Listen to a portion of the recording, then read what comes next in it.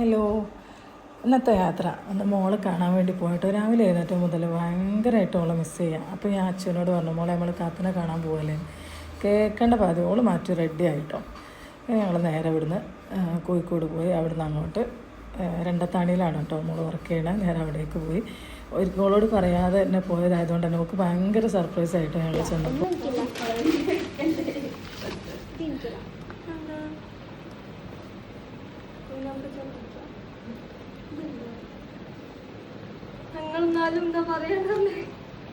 ഓളെ കണ്ട് വേഗം തിരിച്ചു പോരാന്ന് വിചാരിച്ച് ഞങ്ങളോട് ഞങ്ങളെപ്പോഴും പുറത്ത് പോരണമെന്ന് പറഞ്ഞു. ആൾ പെട്ടെന്ന് മാറ്റി റെഡിയായി വന്നിട്ടോ.